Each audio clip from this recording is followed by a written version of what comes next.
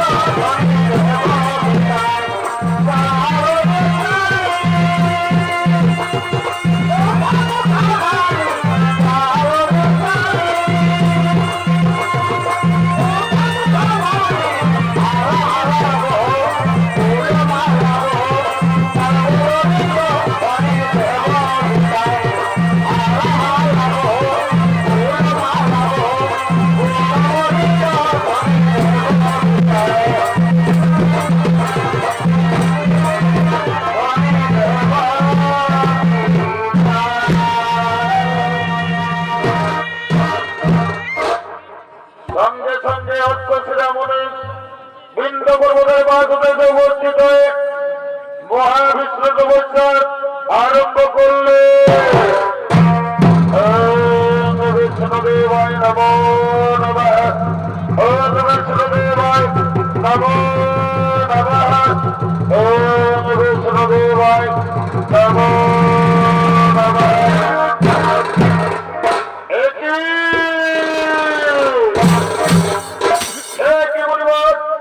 তুমি আবার আশ্রমে তপস্যা করছো কেন?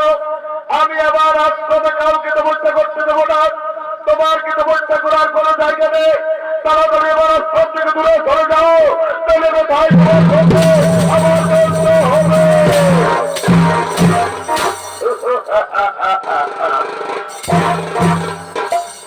মণিবর, এ আশ্রম তো মহাবিষ্ণু ভূমি। এ আশ্রম তোমার নয়, এ আশ্রম আমার নয়।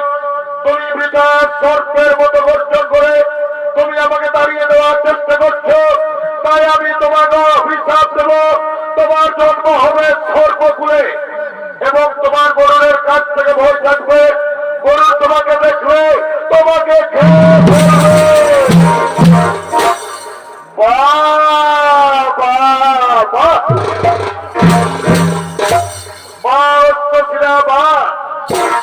তোমার ক্রোধ এবং মুখের বাচালতা কম নয়। তুমি সাধারণ কথাবার্তায় তুমি আমাকে অভিশাপ দিয়েছ, তাই আমিও তোমাকে অভিশাপ দেব। তোমার জন্ম হবে কাঠ ফুলে এবং তোমার পৃথিবীতে বিচরণ করে ঘুরে বেড়াবে।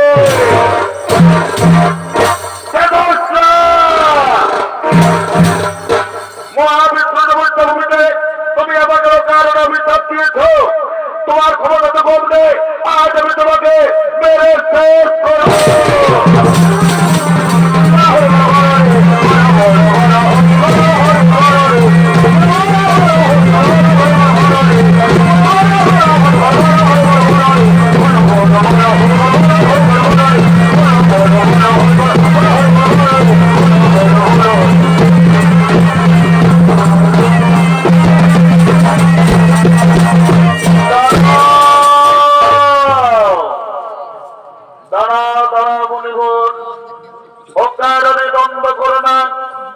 দ্বন্দ্বে কোন সিদ্ধান্ত ঠিক হয় না।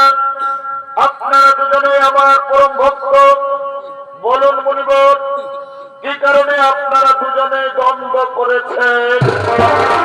আমার রক্ষা করুন, আমার রক্ষা করুন।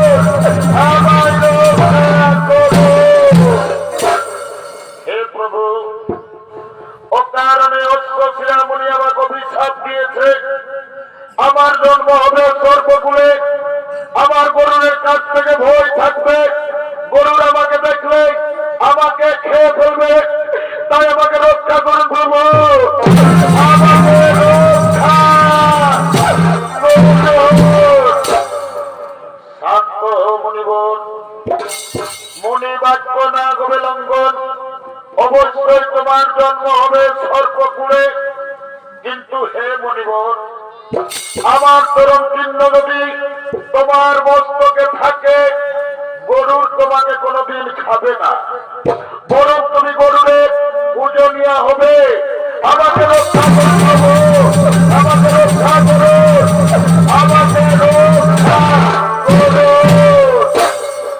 হে প্রভু, অকারণে বেদস্রা মুনি আমাকে অভিশাপ দিয়েছে, আমার জন্ম হবে কাঠকুলে, তাই আমাকে রক্ষা করুন প্রভু, আমাকে রক্ষা করুন, আমাকে রক্ষা করুন।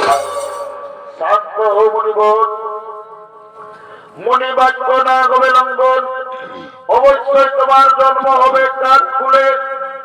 কিন্তু শোনো মুনিবর, তুমি হবে ত্রিকালদর্শিকা, তোমার মুখ থেকে বেদ বাক্য উচ্চারিত হবে। এরপর আমি আসি মুনিবর, এরপর আমি আসি।